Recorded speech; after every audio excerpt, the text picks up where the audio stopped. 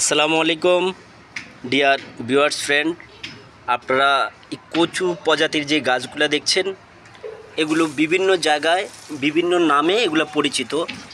কোথাও এই কচু গাছগুলোকে ঘ্যাটকল কচু, কোথাও এর নাম ঘাড়কল কচু হিসাবেও পরিচিত।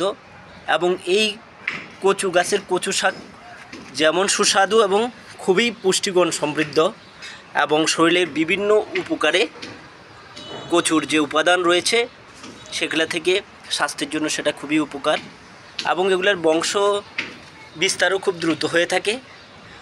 প্রাথমিক অবস্থায় একটা টবে এই গাছগুলো ছিল, একটা গাছ ছিল, সেখান থেকে শাখা প্রশাখা বের হয়েছে এবং ইতিমধ্যেই একাধিকবার এখান থেকে শাকও খাওয়া হয়েছে।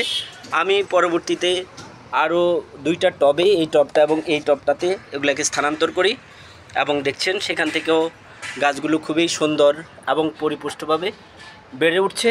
এবং এগুলার যত্ন হিসাবে নিয়মিত পানি দিলেই সাধারণত কচু গাছ তার প্রয়োজনীয় যে বেড়ে ওঠার জন্য যা প্রয়োজন সেটা পেয়ে থাকি। এরপরেও আপনারা চাইলে কিছু সার, নাইট্রোজেন সমৃদ্ধ সার যদি দেন অথবা জৈব সার দিলে সেখান থেকেই কচু গাছগুলো খুবই বেড়ে উঠবে এবং আপনারা আপনাদের প্রয়োজন অনুযায়ী এগুলাকে আপনারা ভর্তা, শাক অথবা তরকারি হিসাবে আপনারা ব্যবহার করতে পারেন। এই সংক্রান্ত যদি আপনাদের কোনো প্রশ্ন থাকে আপনারা কমেন্টস করে জানালে আমি ফ্রি হয়ে উত্তর দেওয়ার চেষ্টা করব। সবাই ভালো থাকবেন, বেশি বেশি করে গাছ লাগাবেন। ধন্যবাদ।